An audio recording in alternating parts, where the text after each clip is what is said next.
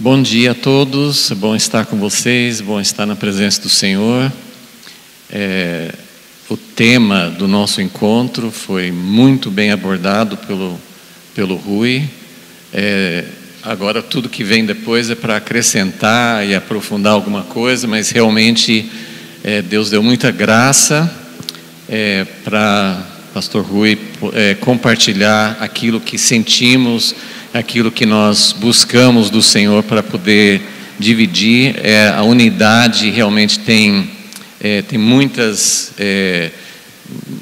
implicações, tem muitas coisas que vão desenvolver. Não é fácil falar sobre unidade, é muito mais complexo viver realmente. Ok, então a minha incumbência é falar um pouco sobre o terceiro aspecto que o Rui falou. Ele falou sobre toda essa visão de sermos guardadores dos nossos irmãos, e ele falou sobre três aspectos que vão ser também, outros irmãos vão falar sobre alguns dos aspectos. Eu vou falar um pouco sobre o terceiro, e eu queria começar lendo o texto que faz parte da nossa chamada, para esse encontro, que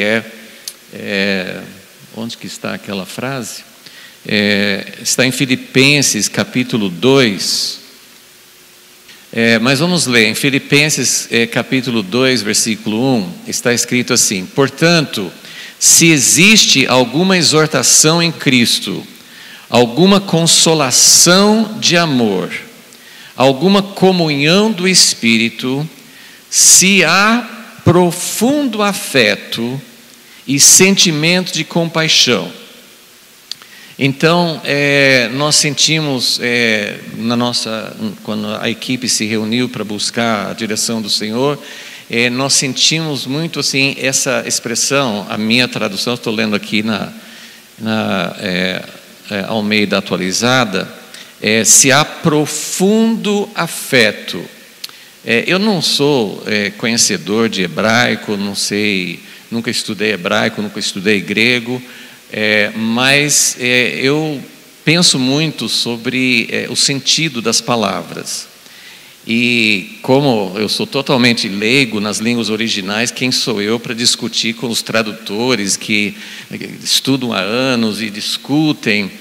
Alguns aqui conhecem, a gente não tinha estoque, mas eu até escrevi um estudo sobre a palavra em hebraico, hesed, que é traduzido assim de muitas maneiras diferentes no Primeiro Testamento, nas escrituras hebraicas. Às vezes você vai encontrar como bondade, às vezes você vai encontrar como misericórdia, às vezes você vai encontrar como benignidade. Se pelo menos assim, hesed é uma palavra que não tem uma tradução boa, não tem uma palavra equivalente em português. Então a gente fala amor de aliança, um amor forte, um amor leal. Algumas pessoas colocam como uma palavra que corresponde à graça de Deus.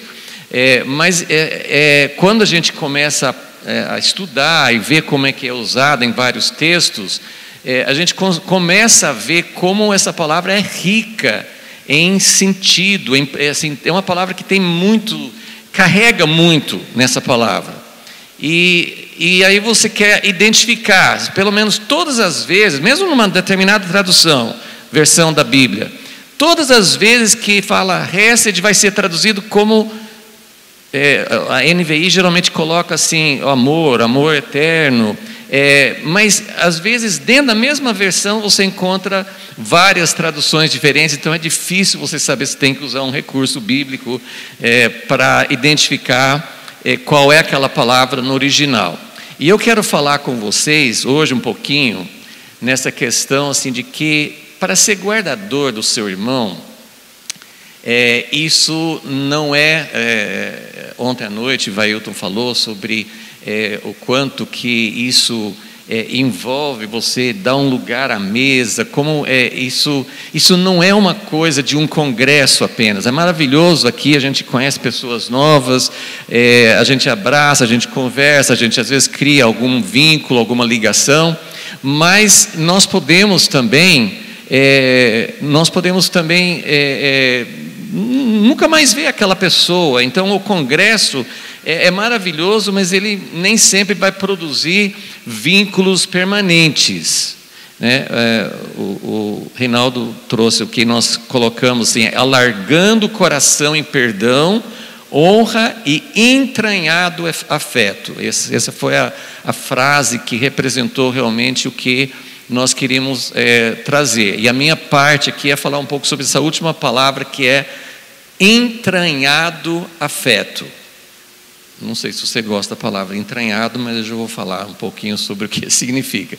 Mas então, assim como essa palavra hesed no Primeiro Testamento é traduzida de muitas maneiras diferentes, e às vezes são palavras, por exemplo, assim, benignidade, bondade. Eu sei que é uma coisa boa, mas o que é benignidade?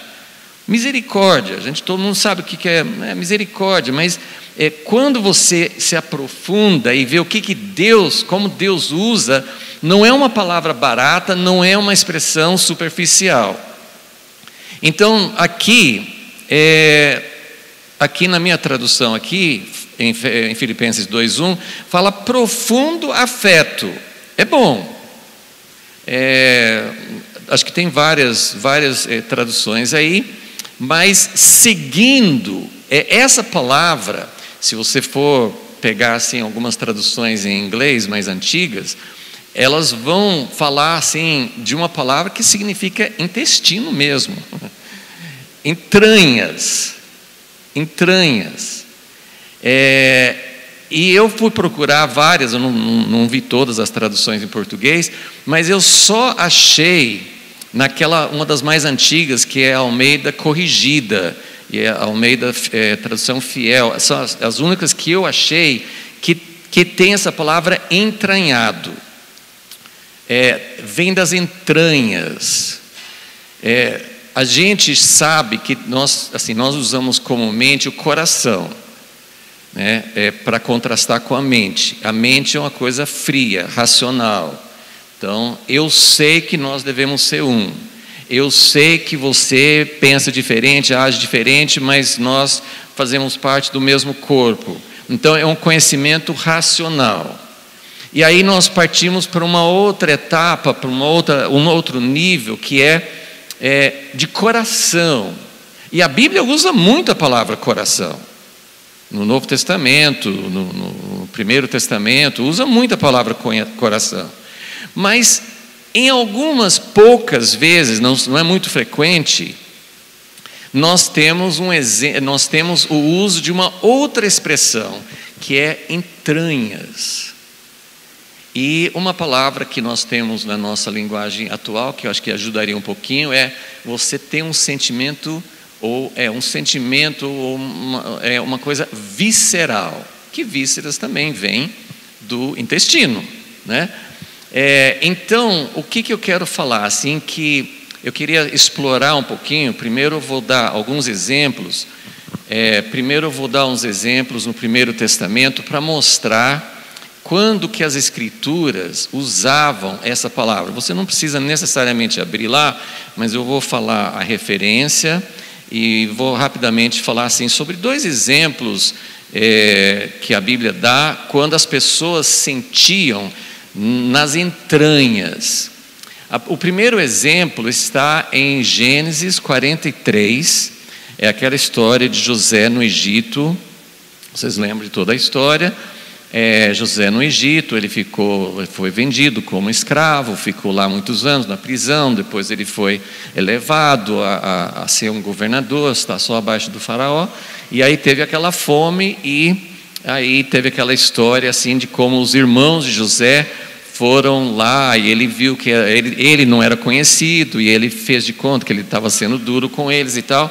Mas em Gênesis 43, que a primeira vez que eles não foram com Benjamim, que era o único irmão de pai e mãe, né, de José, né? O irmão dele é Benjamim. E quando José viu seu irmão Benjamim, Gênesis 43, versículo 30, José, a minha tradução, porque eu fico imaginando, o tradutor viu vísceras, intestino. Não vamos falar assim, na nossa linguagem de hoje, ninguém fala assim, eu estou sentindo amor por você nas minhas vísceras, né? Assim, parece que não tem uma cultura, mas o que está escrito em Gênesis 43:30 é José profundamente emocionado, mas o texto é que ele ficou, que as suas entranhas se moveram. As suas entranhas se moveram quando ele viu Benjamim. Ok? Então esse é o primeiro exemplo. Eu estou querendo que vocês captem um pouquinho do sentimento. Ou seja, claro que é mais do que a mente. Claro que nós sabemos que o coração, esse órgão, coração, não tem pensamentos, mas quando você sente uma coisa que é mais do que a mente, a gente fala assim, eu senti no coração, eu senti uma emoção, mas tem uma coisa que é mais profundo ainda do que o coração, é quando algo dentro de você se move.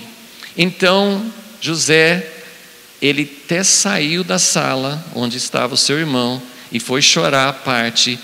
Não era só assim uma leve emoção, as suas entranhas se moveram por causa de ver seu irmão que ele não via há mais de 20 anos.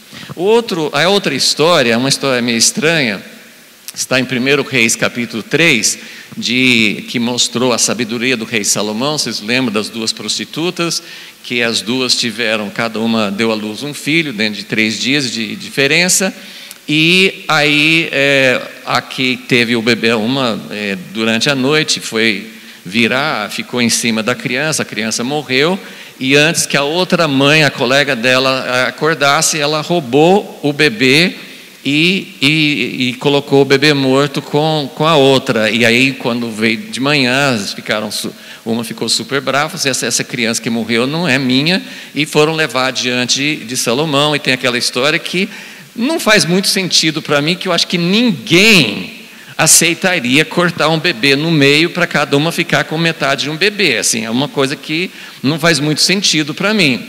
Mas seja como for, em 1 Reis 3, versículo 26, quando o rei Salomão disse, traga uma espada, vocês discutem, eles ficaram discutindo na frente dele.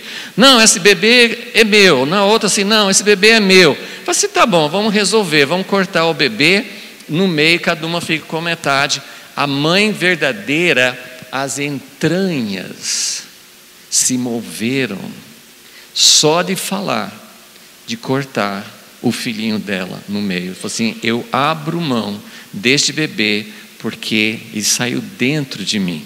Ok? Então, isso são 2 exemplos só para a gente entender um pouquinho do que eu estou querendo falar. Quando nós falamos assim, entranhado afeto, e esse é o termo literal de Filipenses 2, versículo 1. Entranhado afeto significa algo que você sente dentro do seu mais íntimo. Pode ser coração, pode usar como coração. Talvez para nós, na nossa cultura, o coração seja a gente faça um pouco mais de sentido, mas de qualquer forma, o que eu estou dizendo isso é algo visceral, isso é algo que me toca muito profundo, porque qualquer pessoa, a gente vê notícia, a gente vê cenas de guerra. Eu tenho muito problema com qualquer assim, não só de experimentar, só de imaginar, de ficar confinado dentro de um espaço muito pequeno. Eu tenho claustrofobia. Para mim, assim, assim, é uma coisa que quase tira meu fôlego. Eu não consigo respirar. E esses dias, assim, a gente tem ouvido muitos testemunhos, mas um dos reféns que foi solto lá da faixa de Gaza, em Israel, ele contou que durante 50 dias ele estava num espaço que ele não conseguia se esticar, ele não conseguia, assim, ele estava confinado, com pouca comida, tudo ali, necessidades, pouca água, pouca comida, assim, aquilo ali, eu não consigo, eu não sei nem como é que eu estou falando sobre isso aqui, porque é uma coisa que me apavora, mas eu não conheço aquela pessoa. Eu sinto no meu coração por ele, mas eu não tenho um sentido visceral por ele ainda.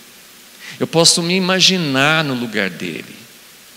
Então, até em março, quando a nossa equipe estava reunida, eu contei uma experiência, até foi uma parte da nossa escolha dessa ramificação do nosso tema. Eu contei uma experiência que tinha acabado de ter com a nossa filha mais nova, que está estudando em Portugal, e ela veio para passar uns dias conosco, e bem nos dias que ela estava para ir embora, ela passou mal, não era nada sério, ela teve assim um mal-estar, e ela ficou assim super chateada, porque eram os últimos dias, os últimos momentos conosco, Então eu fui com ela no SUS e fiquei esperando horas com ela para ser atendida, graças a Deus pelo SUS, mas assim sempre tem essas demoras. E aí passei todo aquele processo de atendimento, mas ela não ficou boa. No outro dia ela foi viajar, e a experiência de nos despedir dela, ela tem mais de 30 anos de idade, casada e tudo assim, mas a gente, depois que os filhos saem de casa, a gente não deixa de sentir nas entranhas pelos filhos.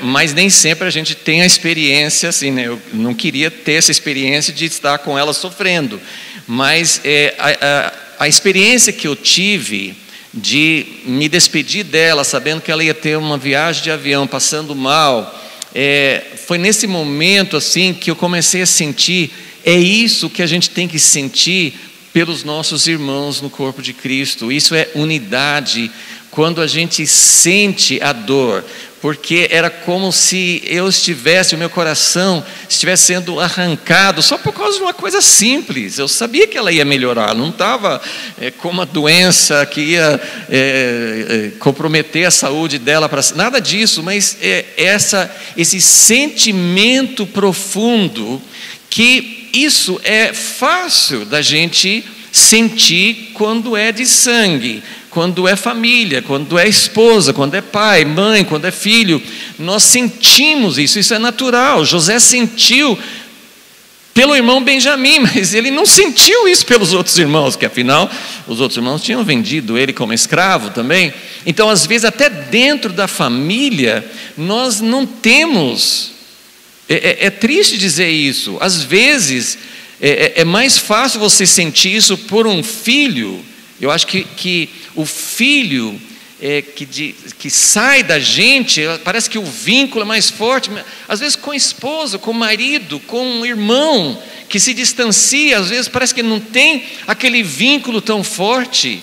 Então Deus nos deu a oportunidade de sermos pais e mães, para a gente sentir o que Deus sente por nós. Não é uma coisa que a gente escolhe. Agora, a gente pode às vezes fugir, a gente pode deixar coisas surgirem como obstáculos para isso. Então eu quero ler com vocês 2 textos. Primeiro, que falam sobre Deus, que eu saiba, assim, a gente, Deus tem corpo, Deus tem coração, Deus tem mente, Deus tem intestino. Assim, a gente não tem essa ideia assim totalmente assim, mas Deus tem exatamente a mesma expressão que falou sobre José com seu irmão, que falou sobre a mãe verdadeira daquele bebê, que sentiu o bebê dela ser partido no meio. Deus sente isso por nós, porque Ele realmente é Pai. Realmente nós não fomos um boneco de barro que Deus simplesmente brincou com a gente e colocou a gente na terra. Ele gerou, nós fomos gerados por Ele. Então tem dois exemplos nos profetas. Um está em Oséias capítulo 11 e o outro está em Jeremias capítulo 31. Em Oséias capítulo 11, versículo 8, ele está falando, o profeta está falando sobre Efraim, sobre o povo de Israel. Lembra que houve o reino dividido e as 10 tribos, geralmente que falam quando Efraim se refere às 10 tribos, eles abandonaram Deus há muito tempo, eles eram rebeldes. Mas Deus fala em Oséias capítulo 8, Oséias capítulo 11, versículo 8: como poderia eu abandoná-lo, Efraim? Como poderia entregá-lo, Israel? Como faria com você o que fiz com Adimá? Como poderia fazer com você, fazer de você outra Zeboim? Meu coração se comove, é visceral, é a mesma expressão.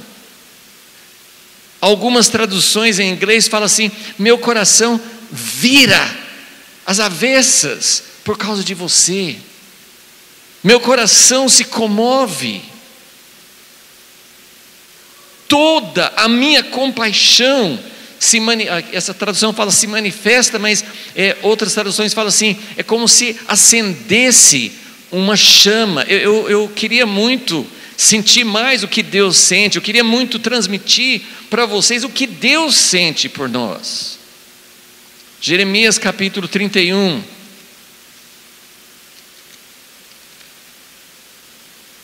Também falando de Efraim.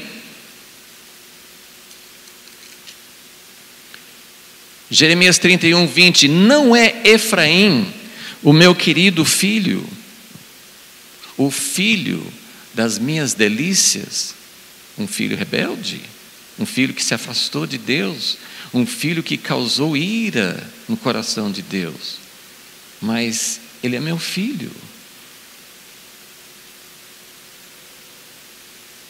Pois sempre que falo contra ele, Deus muitas vezes falou contra. Deus falou de castigos, Deus fez coisas duras. Mas sempre que falo contra ele, lembro-me com ternura. Essa palavra ternura também é muito mais forte. Isso dói. Alguns conhecem aqui aquele livro A Patrola de Deus, né? Bob Mumford, né? Um homem que influenciou muito a minha vida, que eu li e ouvi muito. Ele está acho que com 94 anos e continua falando até hoje, falando do amor de Deus. Mas eu lembro que uma vez, numa das mensagens dele, ele falou assim que o pai foi discipliná-lo com tapas, né? Com disciplina física, né? E falou assim: meu filho, eu vou bater em você, mas isso vai doer mais em mim do que em você. E ele falou assim que na época de criança, ele falou assim: como assim que vai doer mais em você do que em mim? Eu que estou apanhando, eu que estou sentindo a dor. Mas quando a gente se torna pai e mãe, a gente descobre o que significa doer mais em nós do que no filho. Ou se tem disciplina na igreja, como o Rui estava falando, como isso tem que doer mais nas pessoas. Se você for falar, a Bíblia usa a expressão falar a verdade em amor. Se você disciplina alguém, e pais fazem isso, pais ficam bravos e batem ou exercem ou falam com ira, sem amor. Passa depois. Deus é o único pai perfeito. Mas quando nós falamos sobre disciplina, quando nós falamos sobre Deus é um Deus de juízo, quando nós falamos que Jesus vai voltar e vai acabar com os inimigos, se você não fala isso doendo no coração, é melhor não falar. Não fale sobre dureza se você não consegue sentir o que Deus sente. Porque Deus falou assim: sempre que eu falo contra ele, eu lembro-me dele. Não é uma lembrança mais ou menos, não é assim, ai coitadinho. O que ele fala no resto do versículo? Por isso o meu coração, as minhas entranhas se comovem por ele. E dele certamente me compadecerei, diz o Senhor. Então, voltando para a nossa aplicação, eu queria que nós entendêssemos que cuidar, ser guardador do meu irmão, significa realmente sentir a dor dele. E nós não podemos sentir a dor de alguém, já foi falado isso, não podemos sentir a dor de alguém que a gente nem conhece o nome ou que sabe mais ou menos por cima. Por isso que ser guardador do irmão, que é fundamental para a unidade, envolve pessoas fora do nosso círculo, mas é claro que isso tem que começar dentro do nosso círculo. Se você não tem esse sentimento por sua esposa, por seu marido, por seu filho, por seu irmão, por seu pai, sua mãe, gente, é fácil. Quem tem que cuidar de alguém doente, isso vai desgastando. Às vezes o amor que você sente vai mudando e você perde paciência. Nosso amor, nossa compaixão é muito limitado. Mas realmente ter esse chamado, eu estava pensando assim, não são muitas pessoas que se preocupam com a unidade. Todo mundo, acho que eu saiba, né, tem as pessoas que falam assim, tem que ter unidade, mas desde que não comprometa a verdade. Quando muitas pessoas que falam isso, falam assim, eu só vou ter unidade com quem pensa igual a mim. Então não é todo mundo que defende unidade. Mas muitas vezes nós defendemos unidade de uma forma muito superficial.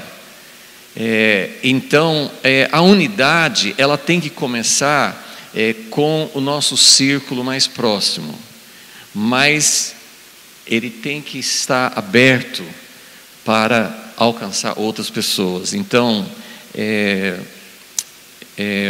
voltando a falar sobre aquele momento em que minha filha estava se despedindo de nós e eu estava vendo ela ir embora no aeroporto, eu senti assim, esses momentos que eu passei com ela, sentindo a dor dela, sentindo o desconforto, sentindo a dificuldade, isso criou, assim, é um laço que já existia, já passei por coisas muito piores junto com ela, mas aquele momento assim, foi como um momento de iluminação em que eu senti assim, olha como isso fortaleceu um vínculo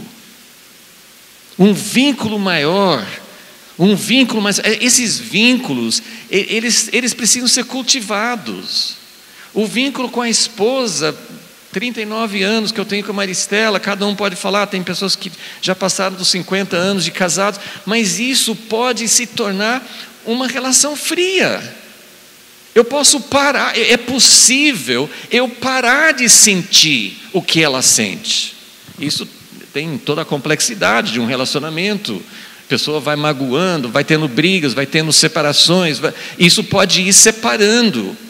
Isso é algo que não é exatamente controlável por nós, mas nós precisamos entender. Eu quero ler, tem vários textos, não são muitos, mas tem vários textos no Novo Testamento que usam a mesma expressão, entranhável afeto. E um dos lugares está em 2 Coríntios 6, que tem um contexto assim, bem interessante, porque mostra que é possível a gente fechar o coração. Aqui Paulo está falando sobre a relação dele com a igreja em Corinto. 2 Coríntios 6, versículo 11. Ó Coríntios, temos falado com toda franqueza e estamos de coração aberto para vocês. Versículo 12. Nosso afeto, esse afeto é afeto entranhável, nossas entranhas.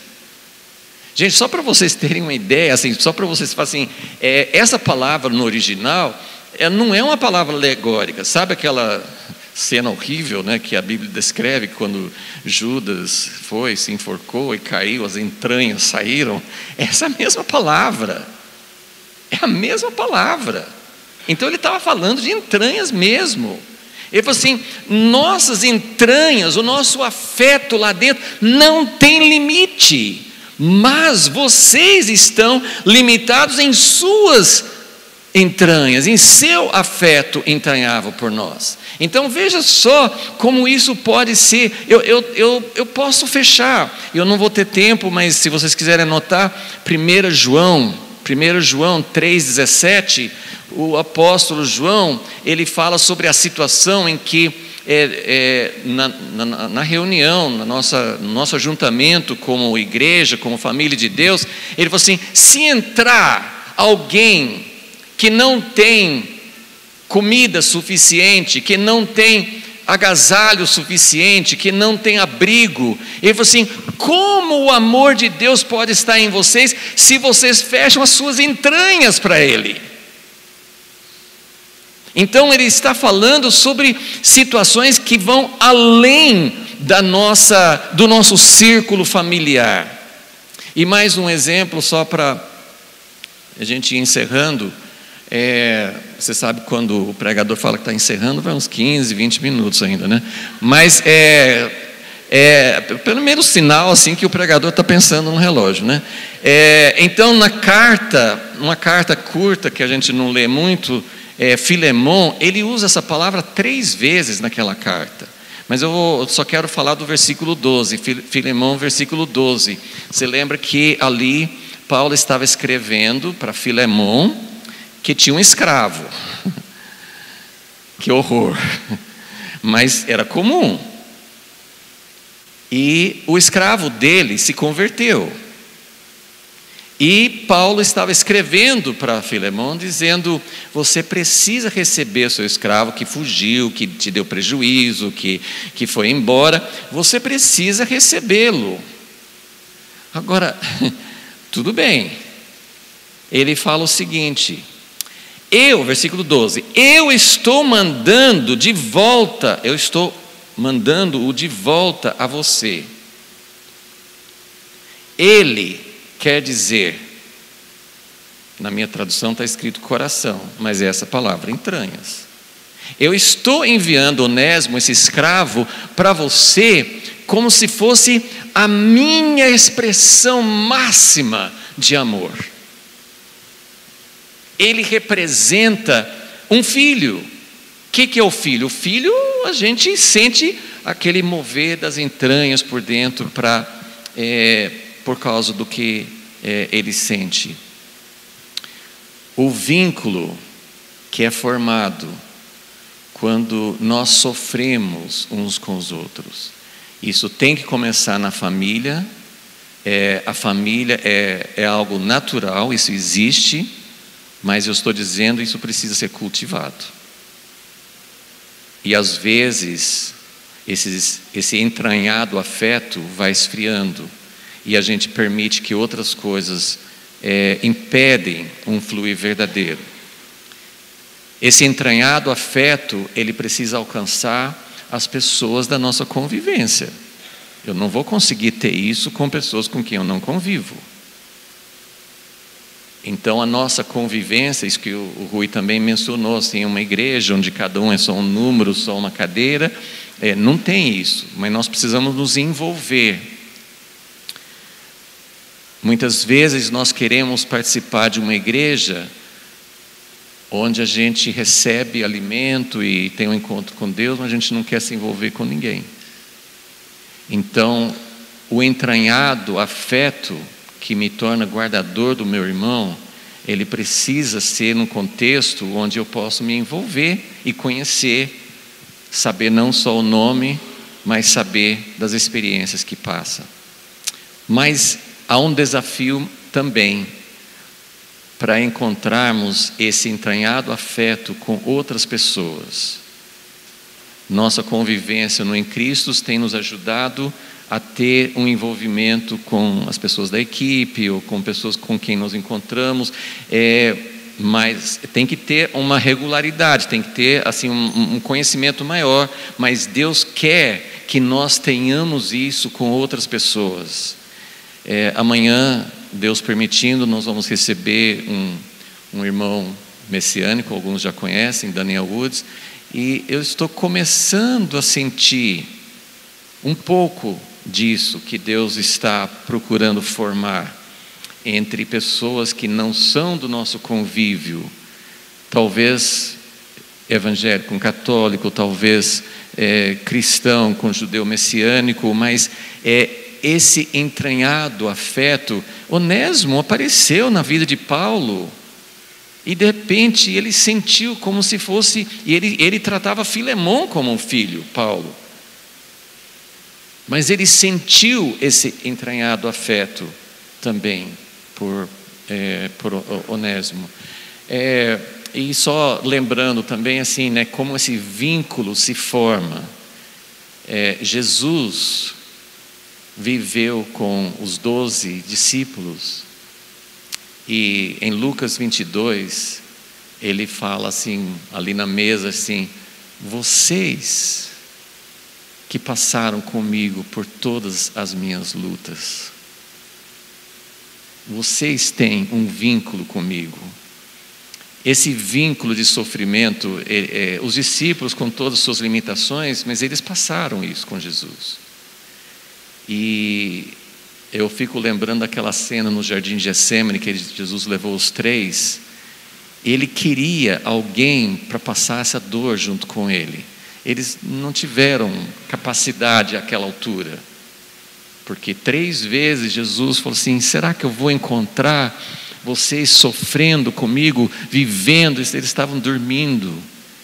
Que a gente não esteja dormindo quando nossos irmãos estão sofrendo, que nós possamos entender um pouco do que significa ser realmente um guardador do irmão, chamado para a unidade. Isso não é feito.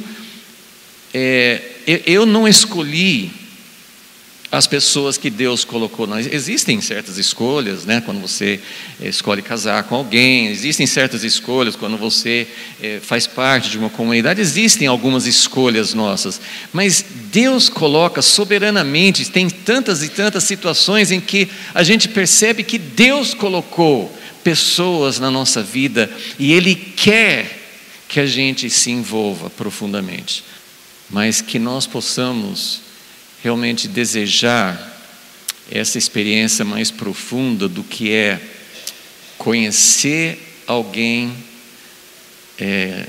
conhecer melhor as pessoas que Deus coloca na nossa vida e não fechar o coração. Paulo falou com a igreja de Corinto: vocês estão fechando o coração para nós. As pessoas que estavam junto com Paulo, nós estamos com o coração totalmente aberto. É isso que Deus tem conosco. Deus sente realmente esse profundo afeto por nós.